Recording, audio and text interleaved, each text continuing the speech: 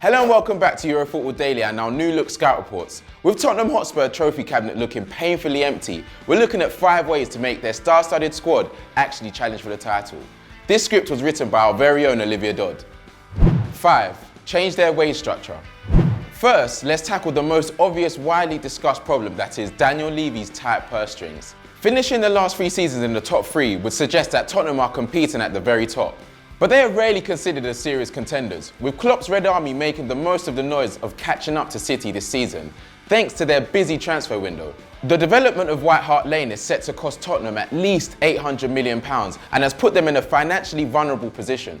You only have to glance across the road to see how a stadium build can hinder a team's performance. However, if Levy genuinely wants to contend for trophies and avoid an Arsenal RVP-shaped dip, then he needs to somehow compete in the transfer window too.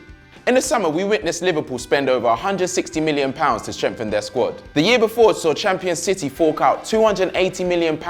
However, both seasons combined, Tottenham have invested just £120 million. And it's not just a lack of spending on new players. The wage structure of their existing team needs to change if they want to become a European superpower. While Harry Kane has been awarded with a huge pay increase to keep him in white, now on £200k a week, players including Christian Eriksen and Dele Alli are on £75 and £50k a week respectively. If we look at Dele Alli in particular, the 22-year-old is earning a fraction of what he could be raking in somewhere else. At the same age, Leroy Sané is paid almost double in Manchester, having played fewer minutes last season, and he's got a trophy. While Pochettino might make Enfield one of the most attractive training grounds in the country, if Tottenham can't keep up with the big boys on the balance books, then they are going to find themselves losing key players, key staff, and inevitably slipping down the league table. 4. Player back 3. A tally of 9 points in 4 games puts Tottenham only 1 point behind Manchester City right now, but 23 away from Pep's side by the end of last season proves that they aren't quite competing at the moment.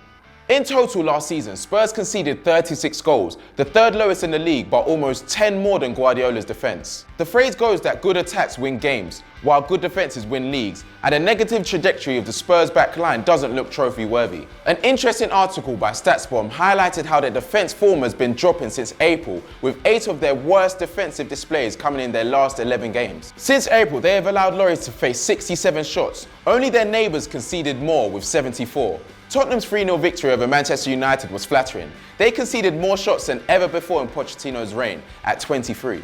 Having conceded 17 against City in April and then 18 against both Newcastle and Leicester in May, we can see that the trend is getting worse. This could just be a matter of fatigue, as Tottenham's small squad struggled with a busy season and an even more hectic summer in Russia, but Poch still hasn't found a solution for the 18-19 campaign. He has flirted with a backline switching between 4 and 3 at the back, but we think not only would sticking to a back 3 fit better with Poch's philosophy, it would also go some way solving their vulnerability.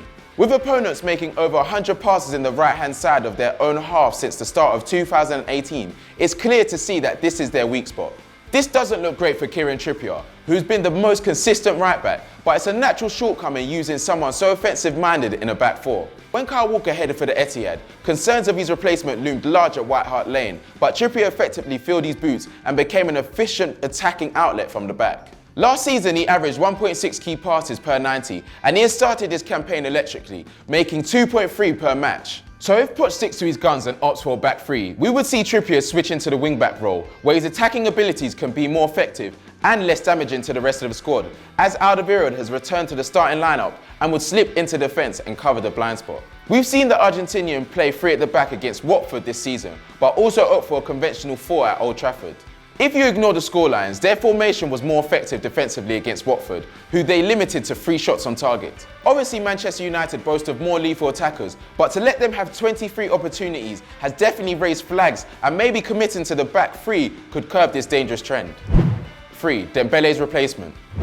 So far, we've highlighted finances, formation, and now we have a mixture of the two with squad depth. Having ticked over the wrong side of 30, the Moussa Dembele problem hit new heights following a disappointing display against Watford, where the Belgian was at fault for both goals that ended Spurs' perfect start.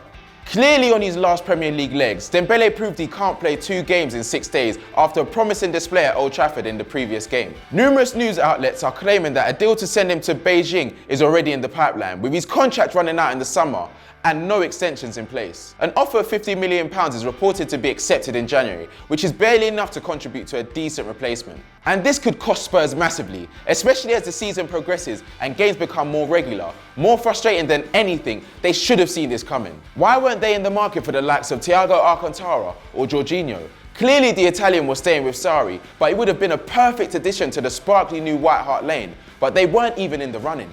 This season, Dembele has already stopped pulling his weight from DM, making an average of just 34 passes per 90 compared to Jorginho's huge 104 average. That kind of control in midfield would help Poch's formation issues and allow Eriksen and Ali to come into their own. So why was someone like that not on their radar? Well, Tottenham's answers are very promising but inexperienced Harry Winks, who has now fully recovered from the injury that kept him in the treatment room last season. And widely impressed when he got a run of games in the Champions League and averaged 69 passes and 3.8 tackles and interceptions per 90, he has just played 6 minutes this season.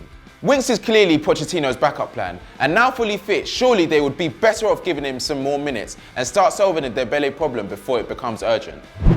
2. Beat the best. Last season, Tottenham were a long way off Manchester City's record-breaking century, and Pochettino himself acknowledged that it was their performances against their rivals they needed to improve to challenge for the Premier League. Historically, the London club have struggled away from home against the toughest competition, with their biggest defeat last season coming at the Etihad, losing 4-1. Last season, they lost 5 of their 10 games against top 6 opposition, which was almost fatal in their hunt for top 4, let alone the title march. Drawing against Liverpool meant that they collected 3 points just 4 times from their fiercest rivals last term, half the amount Guardiola's squad bagged against the top 6. That's quite a big gap to narrow. Against their Champions League spot rivals, Tottenham conceded 14 goals, and to be fair, they scored just as many. But compared to the champions who netted 27 times and conceded just 11 against the top 6, again we can see that they are a long way off the very top. Most importantly, from the 30 points available, Spurs picked up 13, while Manchester United scraped 19 and City a huge 24 off their rivals. With these points effectively worth double, it's here that Spurs could have made ground, and how a true class team storm ahead of the pack. However, having already beat Manchester United this season, it is looking hopeful this year, and with Harry Kane with 19 goals over the course of his career against the top sides, this phase of their play could become a problem of the past, especially once they are properly at home in their new look White Hart Lane. 1. Winning mentality. The team consists of the likes of Kane, Eriksen and Ali playing some stunning football under one of the most exciting managers in world football. Yet the new White Hart Lane won't need to build a trophy room, as Poch is still yet to win one. For all of their quality, they just haven't managed to gather an aggressive enough team, personality-wise, to see out a win when it really matters. Over his 4 years in Harringay, the Argentinian coach has a win percentage of 55, higher than Klopp's in Liverpool and only 2% shy of what Arsene Wenger averaged over his reign in North London. However, clearly there is a problem, as Poch hasn't fared well in the Champions League, with Tottenham's highest finish coming with Harry Redknapp in the dugout, where they reached the quarter-finals in 2011. If we home in on their Champions League venture last season, we find the ultimate Tottenham frustration, as the better team over the both legs was knocked out in the round of 16 against Juventus.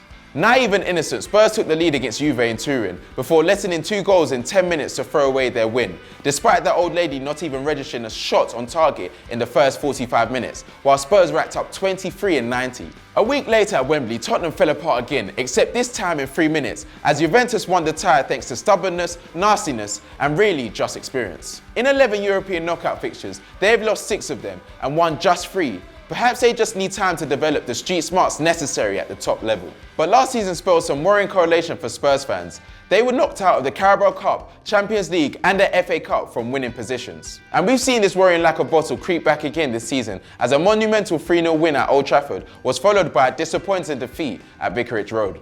Of course this issue bleeds into the others, like maybe a winning mentality could be fixed with some additions to the squad and by beating their rivals. But hopefully captain Hugo Lloris, who has rejoined the squad a World Cup winner, can spark some glory hunting into the White Hart Lane dressing room, as it's definitely needed as it stands. So that was 5 ways Tottenham could challenge for the title. If you enjoyed this video, go check out Football Mondial and our new content on FDFC, and as always, like and subscribe.